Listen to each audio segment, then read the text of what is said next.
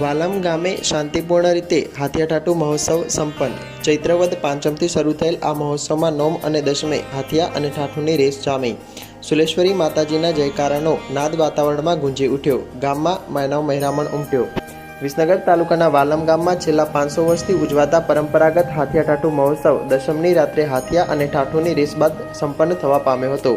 દૈવી શક્તિ અને લોકશક્તિના પ્રતીક્ષમાં હાથિયાઠાઠુ મહોત્સવનો ચૈત્રવદ પાંચમથી શુભારંભ થયો હતો।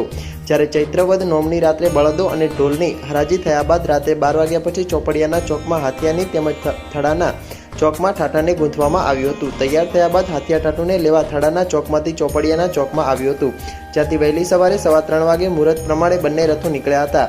જ્યાં સરદાર ચોક પટ્ટી ઉપર હાથિયા અને ઠાઠુ વચ્ચે સ્પર્ધા થવા પામી હતી, જેમાં ગામની વાંકીચૂકી ગલીઓમાં 60 થી 70 કિમીની સ્પીડે દોડતા હાથિયાઠાઠુનું અદ્ભુત દ્રશ્ય નિહાળવા માટે મોટી સંખ્યામાં લોકો ઉમટી પડ્યા હતા। જ્યાં દશમની રાત્રે પણ શહેરના મહાદેવ ચોક અને થડા વિસ્તારમાં ઢોલ વગાડી હાથિયા અને ઠાઠુ પાસે લોકો એકત્ર થયા હતા અને સવારે 3:30 વાગે સુલેશ્વરી માતાના જયનાદ સાથે થડા વિસ્તારમાંથી ઠાઠુ બસ સ્ટેન્ડ તરફ આવતા હાથીઓ પણ પાણીદાર બળદો સાથે જોડી દઈ આ રેસ શરૂ થઈ હતી, જ્યાંથી પુનઃ સરદાર ચોક પટ્ટી ઉપર લાવી સ્પર્ધા થવા પામી હતી। જોકે હાથિયાઠાઠુ મહોત્સવમાં સુલેશ્વરીની કૃપાથી કોઈપણ જાતના વિઘ્ન વગર સંપન્ન થવા પામ્યો હતો।